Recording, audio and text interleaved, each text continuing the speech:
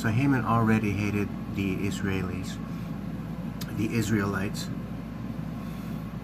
knew all about how Samuel had killed his descendant, King Agag, and how the Israelites had defeated the Amalekites in that war with Joshua, even though some of the Amalekites got loose and perpetuated over the years. And it just shows how when we don't obey God, how sin can preponderate, how sin can fester and keep going on and on and on. Because Saul didn't kill King Saul, because he didn't obey God and kill all the Amalekites when he was told to by Samuel, there were some of them that got free, and they ended up messing with King David, and later on their descendants became Haman. So Haman is the direct descendant of the Amalekites that were first killing the Israelites in the wilderness.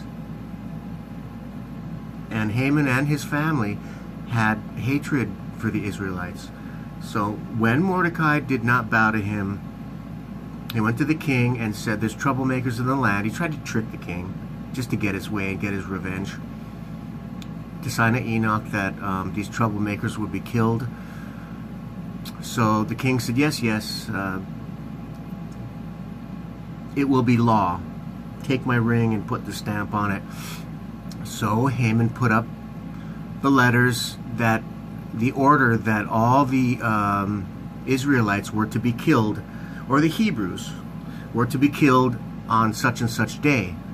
Mordecai found out about this and knew that he was the reason that Haman had done this.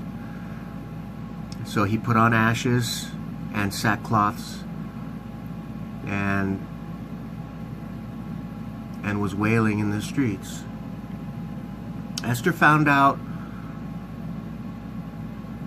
Ultimately, Esther found out why her cousin Mordecai was so upset. And she knew that she had to go in and talk to the king and think of something to do to save her people.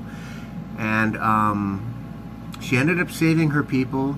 And Haman, with the very hangman's noose that he was going to use on Mordecai, ended up getting hung.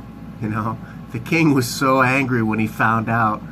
When Esther finally said, if you want to grant me a wish, this is my wish, that you'll save my life and the life of my people. The king was furious.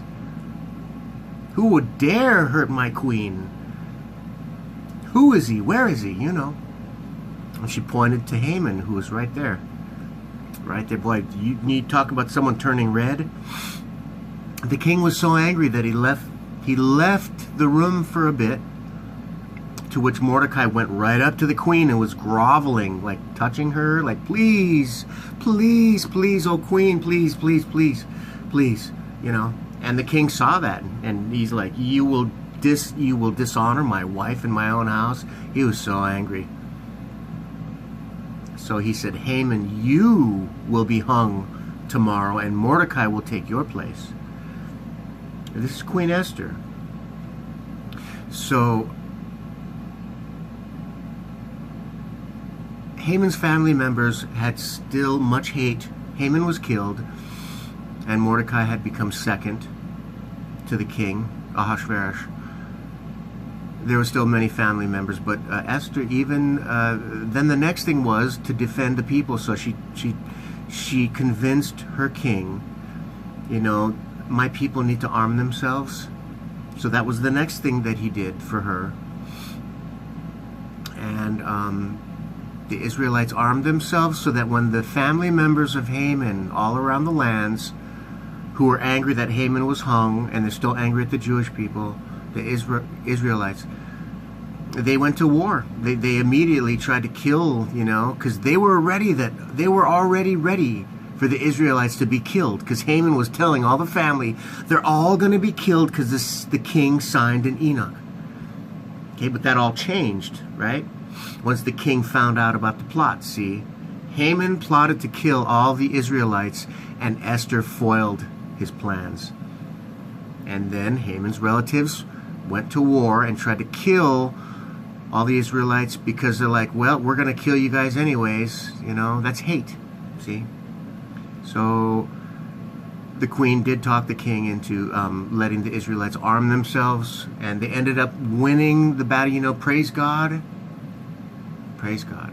They ended up winning the battle, and in the end, there was much celebration and much festivities. And King Ahasuerus and Esther had love for each other like never before. It was stronger than it was ever before. It's such a blessing, you know. And King Ahasuerus also saw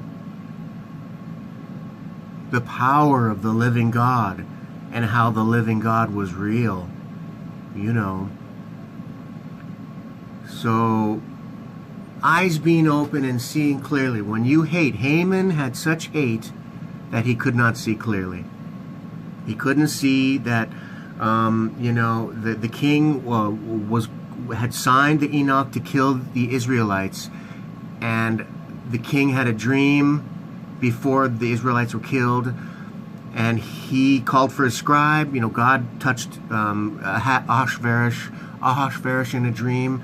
The king woke up, just like earlier in the time of Joseph, you know, when that Pharaoh woke up, you know, having a dream from God. It's all part of God's plan, you know.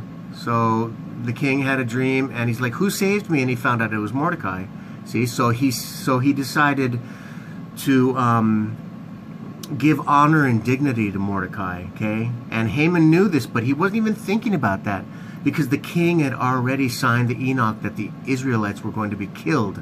But the king did not know that the Israelites, he didn't realize that Mordecai was one of the people that was going to be killed. Because Haman's slippery, he came in the way the devil is slippery, just the way that other fella came in when they tried to kill Daniel with the lions. And he slipped one by on the king there too. And Daniel was ordered to be fed to the lions. The same thing. So because of Mordecai's hate, he was blinded. He was blinded that the king had favor with Haman. So when the king found out from Esther that Haman was going to kill Mordecai and hang him, the king was furious. You know, Esther's like, please save my life, because Haman here wants to kill me and all of my people. So it reversed, you see.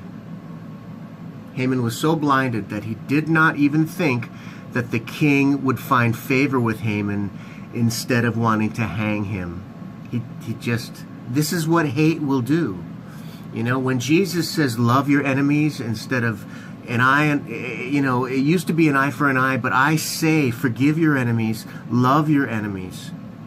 You know, is there someone out there that you haven't forgiven? You know, do you love Jesus and you love God and you're a disciple? You know, and in your head you say, I follow Jesus. But are there still people that you haven't forgiven? You know, have you ever said, I just can't forgive that guy for doing that. I know that God will let it slide, you know, but things aren't going so good in your life. Is there someone that you haven't forgiven? You know, do for God. Do. Don't just say, I love God. Do. How do we show God that we love Him? By trusting Him and obeying Him. Okay? I'm not perfect, you know. Even this video will prove it. Because I'm all over the bay. Because I'm so happy to speak about God's story, okay? Because it's the greatest story ever told. And the most beautiful name I ever heard is Jesus Christ.